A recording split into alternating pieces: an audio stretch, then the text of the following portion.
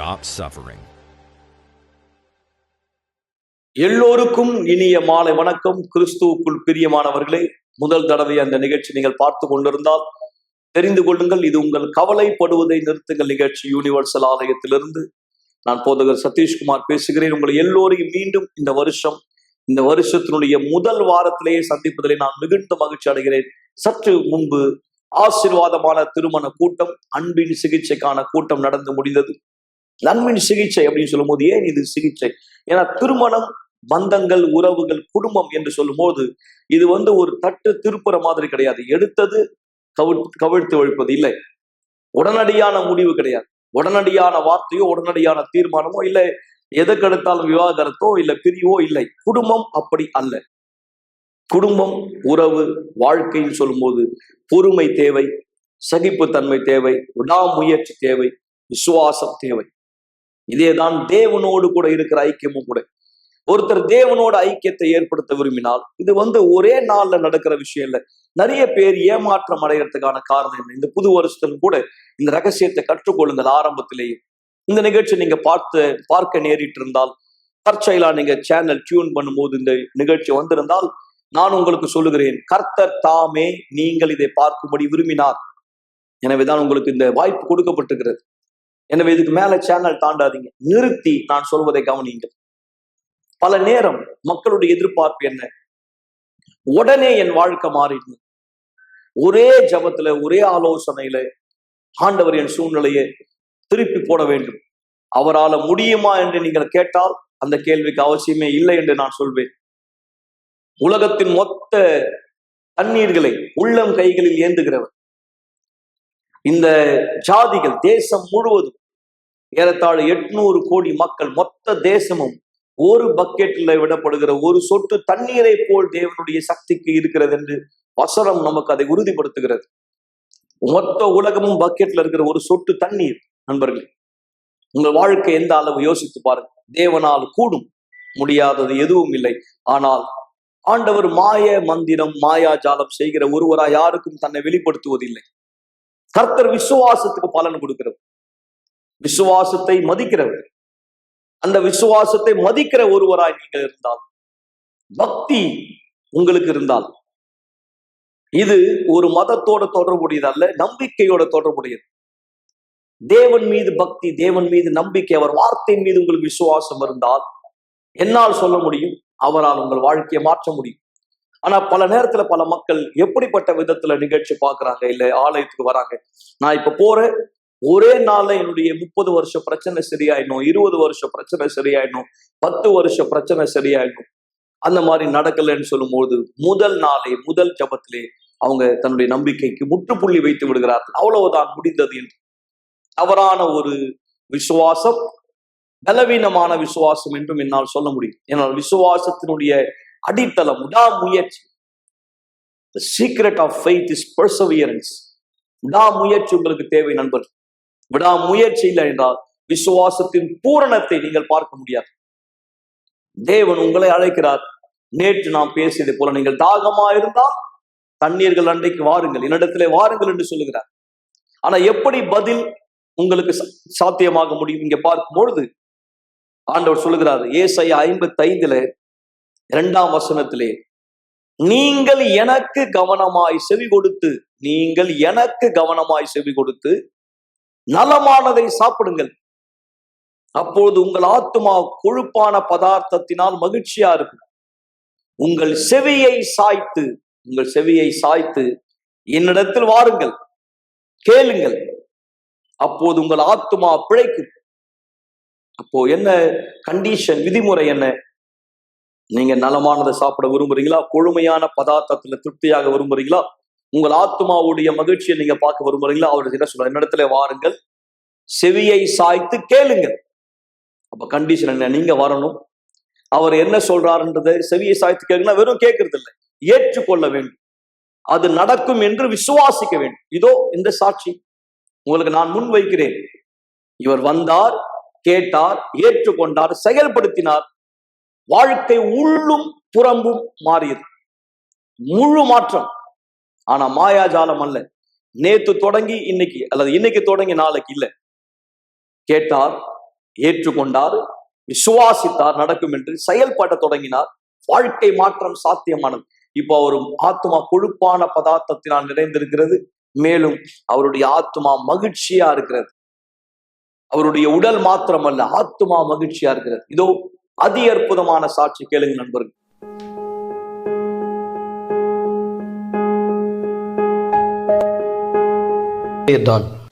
டொபாகோவில் இருக்கிறேன். டொபாகோவில் இருக்கிற யூனிவர்சல் ஆலயத்துக்கு நாங்கள் செல்கிறோம்.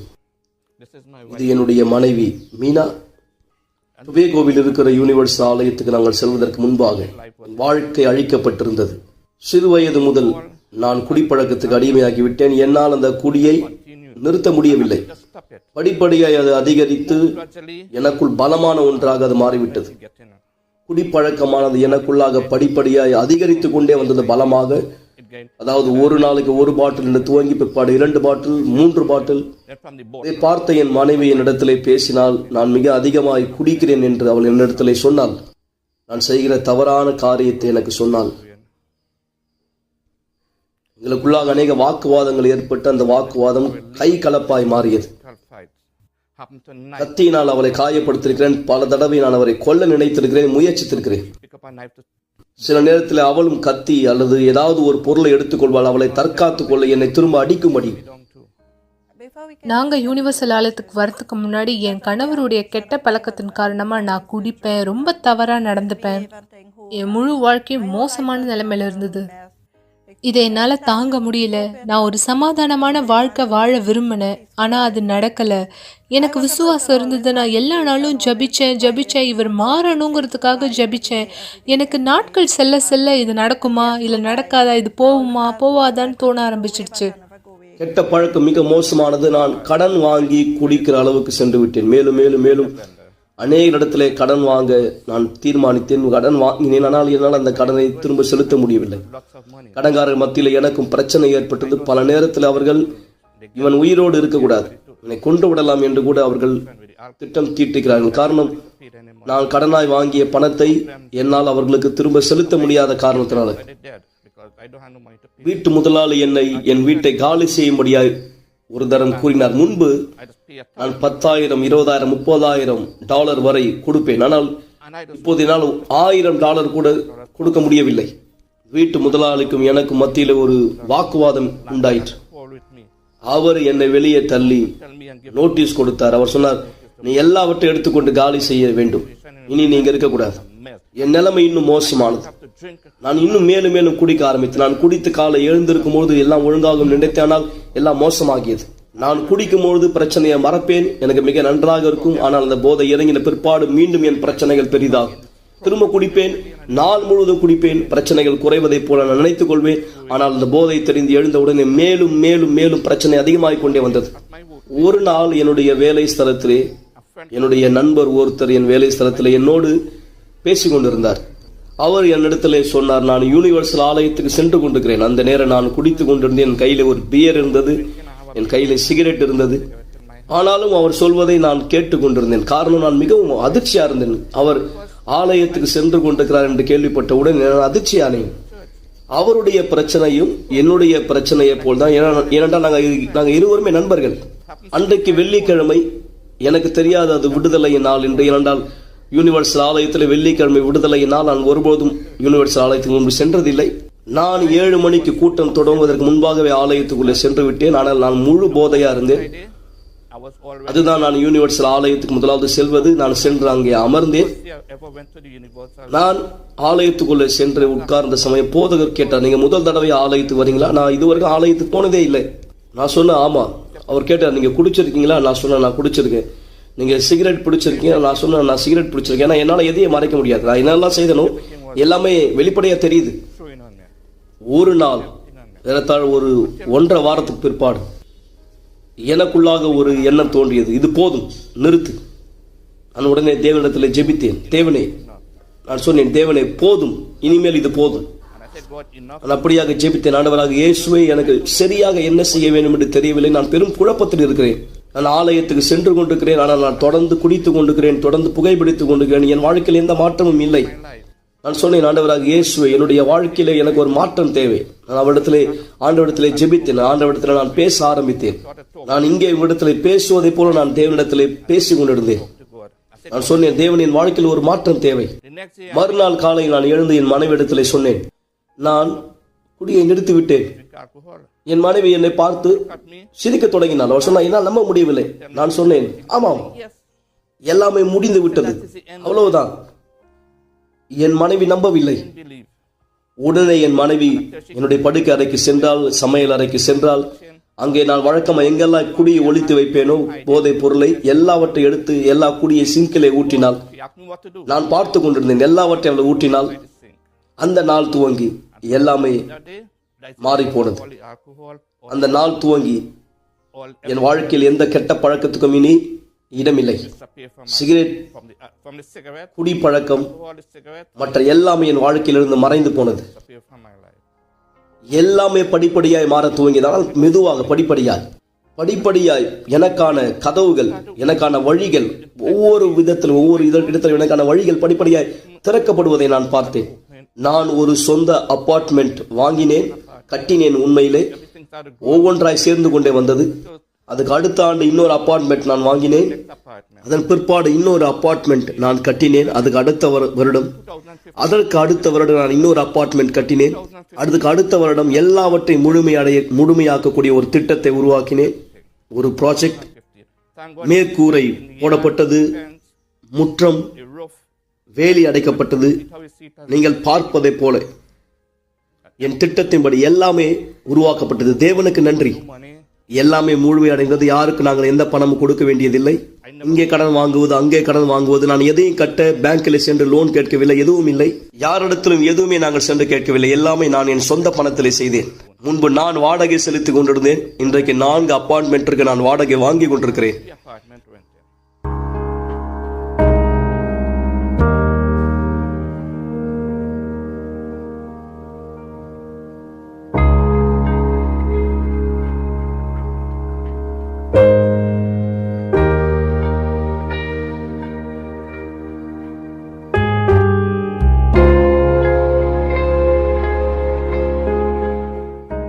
இன்னைக்கு நான் தேவனுக்கு நன்றி செலுத்துறேன். என் வீடு ஆசீர்வாதமா இருக்கு. நான் சமாதானமான ஒரு இடத்துல இருக்கேன். என் வாழ்க்கைய தேவன் அப்படியான விதத்துல மாத்தி இருக்கிறதுனால மக்கள் சில பேர் நம்ப கூட முடியல. இன்னும் சொல்ல போனா என்னாலேயே நம்ப முடியல. நாங்க எந்த இடத்துல இருந்து வந்திருக்கோம்னு நிறைய பேருக்கு தெரியும். அந்த மக்கள் எல்லாம் சொல்லுவாங்க, மீனா உன் வாழ்க்கை முற்றிலுமா மாற்றப்பட்டிருக்கு, இந்த இடத்துக்கு வர்றதுக்கு நீ ரொம்ப கஷ்டப்பட்டு இருக்கேன்னு சொல்லியிருக்காங்க. ஆனா இன்னைக்கு நான் உங்களுக்கு சொல்றேன், எனக்கு சமாதானமான குடும்பம் இருக்கு, அன்பான கணவர் இருக்காரு. இது ஒரு ஆசீர்வாதமா இருக்கு. நான் இதுக்காக தேவனுக்கு நன்றி செலுத்துறேன். எங்க கிட்ட என்னெல்லாம் இருக்கோ அது எல்லாமே எங்களுக்கு சொந்தமானது. நீங்க யார் இப்ப எங்களை பார்த்துட்டு இருக்கீங்களோ, நான் உங்களுக்கு ஒரு விஷயம் சொல்ல விரும்புறேன். எனக்கு இந்த மாதிரி நடந்தது.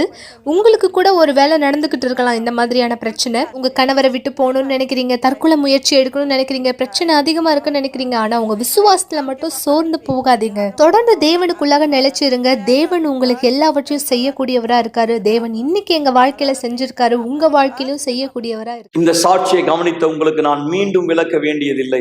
ரகசியம் என்னவென்று நண்பர்களே, ஒவ்வொரு நாளும் யூனிவர்சல் ஆலயம் திறந்திருக்கிறது ஒவ்வொரு விதமான சூழ்நிலைகளுக்காக.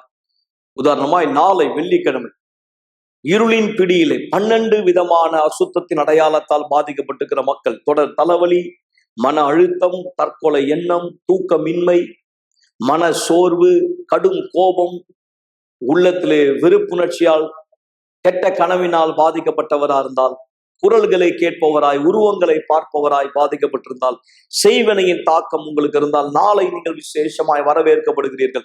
அதை குறித்த ஒரு சிறு வீடியோ நீங்க பார்க்கும்படி விரும்புகிறேன். நாளை நாம் ஆலயத்தில் என்ன செய்ய போகிறோம் கூர்ந்து கவனிங்கள். இப்பொழுதே உங்கள் வாழ்க்கை இப்படியா இருக்கிறதா? தவிப்பிலே இருக்கிறீர்களா? கடன், திருமண வாழ்க்கை சந்தோஷம் இல்லை, வியாதியோடு, மனக்கவலையோடு, சந்தோஷம் இல்லாமல், பயத்தோடு, சந்தேகத்தோடு இருக்கிறீர்களா? உங்களுக்காக முதல் முறையாக அபிஷேகம் செய்த எண்ணெயை உங்களுக்காய் கொண்டு வருகிறோம். பிலதெல்பியா என்கிற ஆலயத்தில் கொண்டு வரப்பட்ட எண்ணெய் உள்ளவரும் சத்திய உள்ளவரும் தாவீது திறவுகோலை உடையவரும் ஒருவர் பூட்டக்கூடாதபடிக்கு திறக்கிறவரும் ஒருவர் திறக்கக்கூடாதபடிக்கு பூட்டுகிறவர் சொல்லுகிறவதாவது, விசுவாசத்தோடு ஒரு ரோஜாவை உங்களுடைய கரத்தில் கொண்டு வாருங்கள். விசுவாசத்தினால் அந்த ரோஜா பூவை எங்கே வைப்பீர்களோ எல்லா கதவுகள் திறக்கப்பட வேண்டும் என்பதற்காக விசுவாசத்தினால் தேவனை நோக்கி நாம் கேட்போம்.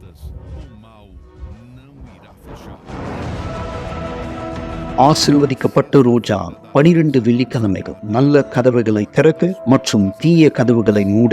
சிறப்பு ஜெபம் மாலை 7 மணி 282 681 1000 விளக்கு, அண்ணா சாலை, சென்னை 6,06,000. இது யூனிவர்சல் ஆலயத்தில் இந்தியாவில் எல்லா கிளை சபையிலும் நடைபெறும்.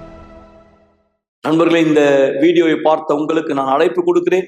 மேலும் விளக்கங்களுக்கு நீங்கள் எங்களை உடனடியாய் தொலைபேசியிலே தொடர்பு கொள்ளலாம். லைவ் சாட்டிலே பதிவிடுங்கள், வாட்ஸ்அப்பில் செய்தி அனுப்புங்கள். உங்களுக்கான விவரங்களையோ விளக்கங்களையோ நீங்கள் தெரிந்து கொள்ளும்படியாக.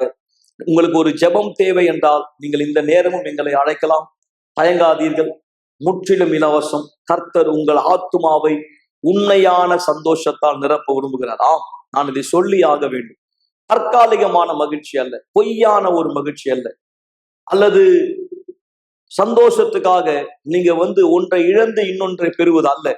ஆண்டவர் பேரின்பத்தை உங்களுக்காய் தர விரும்புகிறார். பரிசுத்த ஆவி ஒருத்தர் உள்ள வரும் பொழுது அவர் வாழ்க்கை உள்ளும் புறம்பும் மாறுகிறது. ஏறத்தாழ 10 வருஷ காலம் திருமண வாழ்க்கையில வலியை வேதனை கடந்து போன இந்த பெண் யாரிடத்துல சொல்ல முடியாம எல்லா நேரம் கண்ணீரும் கவலையுமாய் மிக சரியாய் நான் என்ன சொல்லுகிறேன், உங்க வாழ்க்கைக்கு அது பொருந்தலாம், உங்க வாழ்க்கைக்கு இது பொருந்தி கொண்டிருக்கலாம். பெண்கள் கவனியுங்கள், தாய்மார்கள், மனைவியர்கள் கவனியுங்கள், உங்கள் வாழ்க்கைக்கு இது பொருந்தக்கூடியதா இருக்கலாம். ஆனால் கர்த்தர் பெரியவர், வார்த்தையை நிறைவேற்றுகிறவர். அவர் வாக்கு கொடுத்து செய்யாமல் போக மனு புத்திரன் அல்ல என்று பைபிள் சொல்லுகிறார். அவர் பொய் சொல்ல மனுஷன் அல்ல, வார்த்தையை நிறைவேற்றாமல் போக மனு புத்திரன் அல்ல. அவர் என்ன சொல்லுகிறாரோ அதை செய்கிறார். ஏற்றுக்கொண்டு விசுவாசித்து கீழ்ப்படுகிறவர்களுக்கு ஜீவன் இவர் வாழ்க்கையில வந்தது. முன்பு இருந்த பெண்ணா இனி இவர் இனிமேலும் இல்லை. எந்த அளவு இவர் வாழ்க்கை மாற்றம் அடைந்திருக்கு, உள்ளும் புறம். திருமதி அமுல் அவங்களுடைய சாட்சியை கூர்ந்து கவனிகள் நண்பர்களே. சற்று நேரத்திலே நாம் நிகழ்ச்சியின் இறுதிக்கு செல்லலாம். உங்களை ஆசீர்வதிக்கும்படியா. வணக்கம், என் பேர் அமுல், என் வயசு 36. என் வாழ்க்கை ரொம்ப கஷ்டமாக இருந்துச்சு. குடும்பத்தில் சண்டை, ஒரே சண்டையும் சச்சரவும். எங்கள் மாமியாருக்குள்ள என் கணவருக்குள்ள ரொம்ப சண்டையும் சச்சரவும், மனசில் ரொம்ப பாரமாகவும் கஷ்டமாகவும் இருந்துச்சு. நான் 2010 இருந்து 2020 வரைக்கும் நான் இந்த கஷ்டத்தை இருந்தேன். நான் இந்த கஷ்டத்தில் அந்த 10 வருஷம் காலமாக எனக்கு குடும்பத்தில் சண்டை சச்சரவாக இருந்தது. டெய்லி நான் அழுதுகிட்டே தான் இருப்பேன். ஒன்லி எங்கள் அம்மாண்ட சொல்லுவேன், இல்லை யார்கிட்டயாவது சொல்லி எனக்கு மனசு ஆறுதல் கிடைக்குமா என்றதை நான் எதிர்பார்த்து கொண்டிருந்தேன். அப்போது எனக்கு குடும்பத்தில் எனக்கு எந்த ஒரு ஈடுபாடும் இருக்காது. எனக்கு இவங்களாம் இப்படியே குறை சொல்லிக்கிட்டே இருக்காங்களே, என்னை திட்டிக்கிட்டே இருக்காங்களே, நான் அவங்க மேலே குறை சொல்லிக்கிட்டு இருக்கேன், எங்களுக்குள்ளே சமாதானமே இல்லையே, எப்போ தான் இது மாறும் என்ற எண்ணத்தில் தான் நான் இருந்துகிட்டு இருந்தேன். அப்போல்லாம் எனக்கு கவலை தான் ரொம்ப அதிகம், மனசு ரொம்ப பாரமாக இருக்குது. யார்கிட்டனா அழுவணும், சொல்லி என்னுடைய கஷ்டத்தை சொல்லி அழுவணுன்ற எண்ணம் தான் எனக்குள்ளே அதிகமாக இருந்துச்சு. நான் வீட்டில் உட்காந்துட்டு நான் அழுதுகிட்டு தான் இருந்தேன். யாராவது எனக்கு கஷ்டம் கேட்பாங்களா, அவங்கக்கிட்ட நான் சொல்லணும்.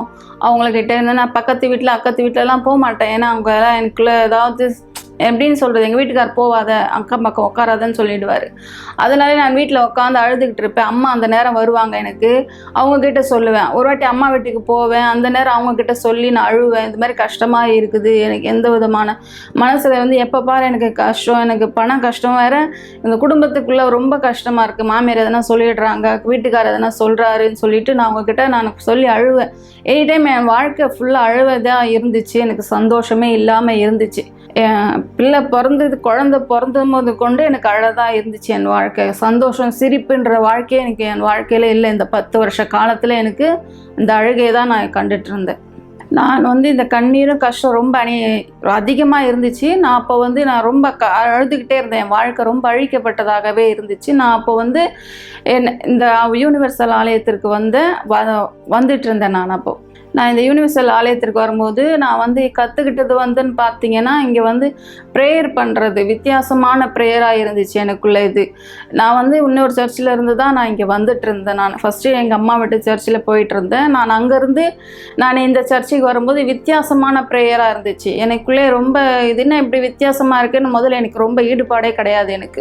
இது ஒரு மாதிரி இருக்கே, இந்த மாதிரி சர்ச்சில் இது மாதிரிலாம் இருக்கே அப்படின்ற ஒரு யோசனையிலேயே நான் ஃபஸ்ட்டில் இருந்துகிட்டே இருந்தேன். இந்த கல்யாணம் ஆகிட்டு இந்த ஒரு வருஷ காலம் எனக்குள்ளே எந்த வித ஈடுபாடும் இல்லை. இந்த சர்ச்சுக்கு எனக்கும் என் சம்மந்தமே இல்லாத மாதிரி நான் இருந்துட்டு இருந்தேன். அதுக்கப்புறம் தான் நான் முன்னோக்கி நான் போயிடலாம். அப்புறம் நான் யோசிச்சுட்டு இருந்தேன், எனக்கு என்ன இப்படியே இருந்துட்டுருக்கு, என் வாழ்க்கையில் ஒரு மாற்றமும் இல்லையே, நான் என்ன பண்ணுறதுன்னு தெரியாமல் இருக்கும் போது எனக்கு அங்கே இருக்கிற அசிஸ்டண்ட்லாம் எனக்கு வந்து கொஞ்சம் ஹெல்ப் பண்ணாங்க. இது மாதிரி செய்யுங்க, இது மாதிரி பண்ணுங்க, இது மாதிரி நடந்துக்கோங்க, இது மாதிரி தேவனிடத்தில் நெருங்கி வாங்கன்னு சொன்னாங்க. நான் அப்போ தான் அதற்குண்டான முயற்சிகள் நான் செஞ்சேன். நான் வந்து இந்த சர்ச்சில் ஒரு வருஷ காலம் நான் இப்படியே தான் இருந்துட்டு இருந்தேன். அதுக்கப்புறம் நான் இந்த தொடர் சங்கிலி ஜெபம், வாரத்தில் 3 நாள் ப்ரேயரில் கலந்துக்காங்கன்னு இப்படி நாங்கள் சொல்லும் போது நான் அதை தொடர்ந்து நான் கடைப்பிடிக்க ஆரம்பித்தேன். அப்போ நான் வந்து எனக்குள்ள வித்தியாசத்தை நான் ஏற்படுறதை நான் பார்த்தேன். என்ன இப்போ என் மனசில் இப்போ ரொம்ப நிம்மதியாக இருக்குது, சந்தோஷமாக இருக்குது, எனக்கு எந்த விதமான கஷ்டமும் தெரியல, எனக்கு ரொம்ப சந்தோஷமாக இருக்குதுன்னு நான் எனக்குள்ளாக நான் உணர்ந்த போது அதிலிருந்து எங்கள் குடும்பத்தில் எந்த விதமான பிரச்சனைகளும் குறைய ஆரம்பிச்சும் போது நான் ரொம்ப சந்தோஷப்பட்டேன். அப்போ நான் ரொம்ப சந்தோஷமாக, எந்த பிரச்சனையும் இல்லையே, மாமியார்கிட்டையும் நல்லா இருக்கிறேன், கணவர்கிட்டையும் நான் நல்லா பேசுகிறேன் பழகிறேன்ற போது எனக்குள்ளே ரொம்ப சந்தோஷமாக இருந்தது. நான் அப்போ வந்து நான் வாரத்தில் 3 நாள் நான் தொடர்ந்து கலந்துக்கணுன்றதை நான் அப்போ வந்து கலந்துக்கணும்னு உறுதிப்படுத்திக்கிட்டேன். அதே மாதிரி நான் தொடர்ந்து வர ஆரம்பித்தேன் சர்ச்சுக்கு. அதுக்கப்புறம் தொடர் சங்கிலி ஜெபத்தில் கலந்துக்கிட்டேன். அப்புறம் தானியல் உபவாசம் வந்தது. அப்போ நான் அதை கலந்துக்கணும், எனக்குள்ளே ஒரு ஆர்வம் வந்துச்சு. நான் இது தானியல் உபவாசத்தில் நான் கலந்து தேவனுடைய ஆவியை நான் பெற்றுக்கொள்ளணுன்ற ஒரு தீர்மானம் எனக்குள்ளாக வந்தது. அப்போ நான் என்ன பண்ணேன், அந்த தானியல் உபவாசத்துலேருந்து நான் கலந்துக்கிட்டும் போது முதலாவது என் மனதில் என் இருதயத்தில் என்ன உணர்ச்சிகள் இருக்கிறதோ, என்ன கசப்பான உணர்ச்சிகள் அதிலேருந்து நம்ம எடுக்கணுன்றதை நான் தீர்மானிச்சுக்கிட்டேன். அவங்க வந்து சொல்கிற அந்த வார்த்தைகளை வந்து நான் தொடர்ந்து கடைப்பிடிச்சேன். பாஸ்டர் சொன்ன ஒவ்வொரு வார்த்தையும் நான் கடைப்பிடிச்சேன். அப்போ எனக்குள்ளாக நான் யோசித்தேன், எனக்குள்ளாக என்ன இருக்குது, எனக்குள்ளே கோபம் இருக்குது, எரிச்சல் இருக்குது, மற்றவர்களிடம் சண்டை போடுறேன், மன்னிக்க முடியாத எண்ணத்தில் இதெல்லாம் இருந்துச்சு, என்கிட்ட இருந்துச்சுன்றதை நான் உணர்ந்தேன். அப்போ நான் வந்து தானியல் உபவாசத்தில் அப்போ சொல்லும் போது, உங்கள் மனதில் என்ன கெட்ட எண்ணங்கள் எதுவாக இருந்தாலும் தேவனிடத்தில் அர்ப்பணிங்கன்னு சொன்னாங்க. அப்போ நான் இதெல்லாம் அர்ப்பணித்தேன். இந்த கோபம், சண்டை போடுற எண்ணம், கோபம், எரிச்சல், இந்த பொறாமையான எண்ணம், மன்னிக்க முடியாத எண்ணம் இதெல்லாம் இருந்துச்சு. நான் அப்போது அந்த நேரம் நான் ப்ரேயர் பண்ணும்போது தேவனிடத்தில் நான் முழுமையாக நான் அர்ப்பணிக்கும் போது எனக்குள்ளாக பல மாற்றங்களை, குடும்பத்திற்குள்ளாக பல மாற்றங்களை நான் அடையதை நான் உணர்ந்தேன். வீட்டுக்குள்ளே போகும்போது எனி டைம் கோபமாகவே நான் போவேன், எரிச்சலாகவே இருக்கும். ஏதாவது யாராவது ஒருத்தர் வார்த்தை சொல்லிட்டாங்கன்னா அதை என்னால் ஏற்றுக்க முடியாது, அவங்கக்கிட்ட எப்படியாவது சண்டை போடுவேன் நான். அப்படியெல்லாம் இருக்கும் போது இப்போது என்னிடத்தில் புழு மாற்றத்தை நான் பார்க்குறேன். அப்போ நான் வந்து அந்த தானியல் உபவாசத்தில் கலந்துக்கிட்ட போது ஒவ்வொரு நாளும் வித்தியாசம் ஏற்பட ஆரம்பிச்சது. அதை நோக்கி நான் முன்னோக்கி போயிருந்தேன். அப்போ ஒரு நாள் ஒரு ஞாயிற்றுக்கிழமை இருக்கும். அப்போ நான் தானியல் உபவாசத்தில் தேவனிடத்தில் நான் ஆவியை நான் பெற்றுக்கொள்ளணுன்ற ஒரு தீர்மானத்தில் நான் ஆவியை நான் கொள்ளணுன்றதுல அன்றைக்கி ஒரு சண்டேயில் என்னை முழுமையாக அர்ப்பணித்தேன். அந்த நேரம் தேவன் எனக்கு என் வாழ்க்கையில் அவ்வளோ முடியாத சந்தோஷம் எனக்குள்ளாக அப்படி வந்தது. நான் ரொம்ப சந்தோஷப்பட்டேன். நான் அந்த அன்பை யார்கிட்டையும் என்னால் சொல்லி புரிய வைக்க முடியல. அந்த நேரம் நான் அவ்வளோ சந்தோஷப்பட்டேன். எனக்குள்ள அவ்வளோ சந்தோஷம். எல்லாரிடத்துல அன்பு காட்டணும், எல்லாரிடம் நான் தெரியாதவங்க கிட்டலாம் போய் நான் பேசுகிறேன். அந்த நேரம் எனக்கு ரொம்ப சந்தோஷமாக இருந்தது. நான் தேவனிடத்தில் அந்த அன்பை நான் பெற்றுக்கொண்டேன். எனக்கு பரிசுத்த ஆவி கிடைச்சதுக்கு அப்புறம் எனக்குள்ள நிறைய மாற்றங்களை நான் பார்த்தேன். எனக்கு முதல்ல மன அழுத்தம், மன கஷ்டம், யார்கிட்டனா போய் பேசணும், யார்கிட்டனா குறைகள் சொல்லணும், அதெல்லாம் இப்போ என்னிடத்தில் இல்லை. தேவனுடைய ஆவியை நான் பெற்றுக்கொள்ளும் போது இப்போ என் மாமியார்கிட்ட நல்ல உறவு, என் கணவர்கிட்ட நல்ல உறவு, என் குடும்பத்திற்குள்ளான எல்லாவற்றிலையும் எனக்கு நல்ல உறவுகள் கிடைச்சிருக்கு. அது இல்லாத நான் தேவனிடத்திலும் நல்ல உறவு வச்சிருக்கிறேன். அதே போல் என்ன மாதிரி கஷ்டப்பட்டவங்களையும் நான் இப்போ ஊழியம் செஞ்சு அவங்களையும் தேவனோட அன்பை புரிஞ்சிக்கணுன்றதை நான் அவர்களுக்கும் தெரிவிக்கிறேன். இப்போ யாருடைய கஷ்டமோ யாருடைய உதவியும் எனக்கு தேவையில்லை. தேவன் என்னோட கூட இருக்கிறார் என்றதை நான் விசுவாசிக்கிறேன். என்னை போல் நீங்களும் என்னுடைய சாட்சியை பார்த்து நீங்களும் இதே போல் கற்றுக்கொள்ளணும். ஆமீன். இந்த சமயம் உங்கள் குடும்பத்தாரோடு ஒன்று சேர்ந்திருங்கள். வியாழக்கிழமை சற்று முன்பு திருமண தம்பதியர்களை, தனிமையானவர்களை இளம் வாலிபர்களை, பெண்களை ஆசீர்வதித்த நாங்கள் இந்த திரையின் வழியாய் உங்களை ஆசீர்வதிக்க போகிறோம். உங்கள் தண்ணீரையும் ஆயத்தப்படுத்திக் கொள்ளுங்கள். இந்த அருமையான பாடல் ஒலிக்கும் தருணம்.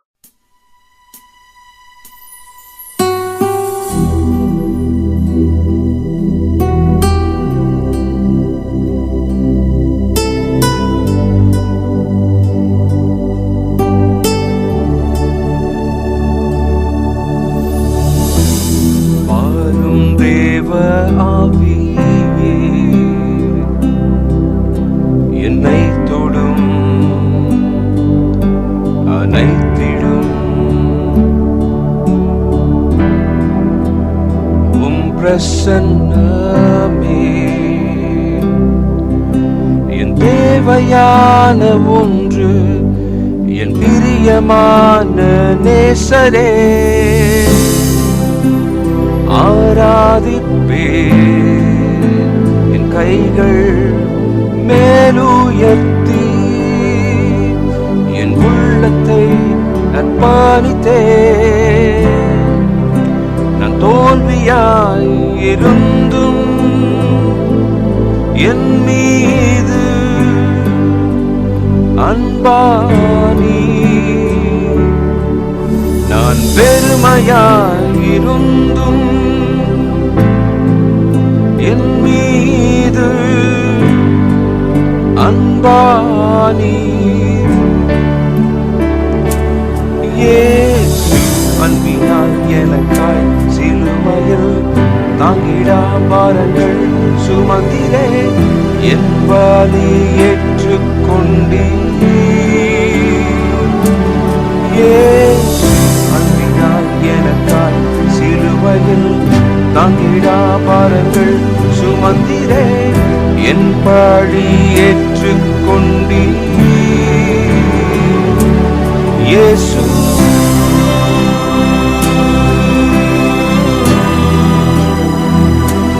இயேசு உம் நாமம் பெரியதே. இயேசு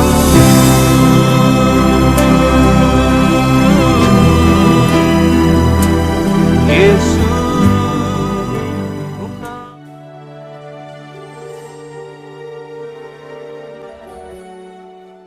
ஜெபம் தேவனுடனான நம்முடைய தொடர்பாகும்.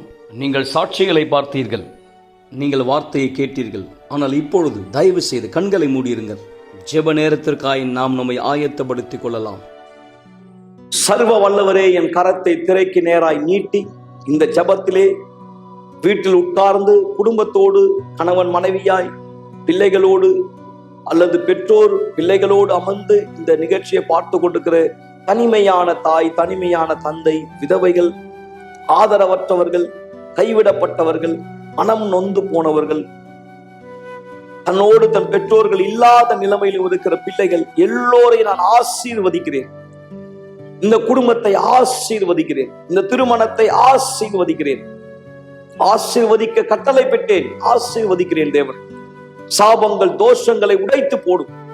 கண்ணீர்கள் துடைக்கப்படட்டும். எந்த பராக்கிரமமான கரம் இந்த 2 சாட்சி கொடுத்தவர்களை ஆசீர்வதித்ததோ, கீழ்ப்படிந்தது நிமித்தம், விசுவாசத்தின் நிமித்தம், இந்த ஜபத்திலும் எங்களோடு விசுவாசிக்கிற ஒவ்வொருத்தரையும் நான் ஆசீர்வதிக்கிறேன். இந்த நேரம் இவர் மனசில உள்ள வலி, பாரம் விலகட்டும், கவலைகள் விலகட்டும், கண்ணீர்கள் விலகட்டும். இந்த தண்ணீரை பயன்படுத்தும் தேவனே ஒரு சுத்திகரிப்பை ஏற்படுத்தும்படி, யார் ஒருத்தர் வியாதி படுக்கையில் இருந்தால் இந்த நேரத்தில் எழுந்து தன் வேலையை செய்ய சக்தி பெற்றுக் கொள்வாராய். வலிகளோடு முடியாமல் முணங்கி கொண்டிருந்தால் இப்போதே நான் அந்த வலிகளை இயேசுவின் பெயரால் சபித்து இவரை குணமாக்குகிறேன். தன் வாழ்க்கை மாற முடியுமா என்ற ஒரு கேள்வி இவருக்குள் ஓடிக்கொண்டிருந்தால் வாழ்க்கை மாறும் என்ற உறுதி இவர் பெற்றுக் கொள்வாராய்.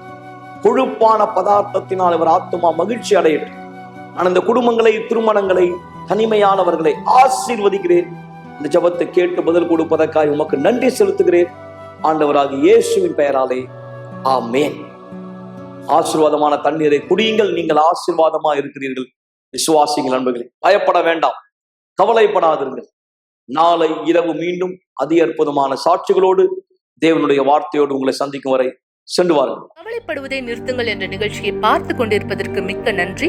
கூட்டம் முடிந்த பிற்பாடும் நீங்கள் எங்களை தொடர்பு கொள்ளலாம். மறந்து விடாதீர்கள், எங்களுடைய எண் 9384638738. நன்றி.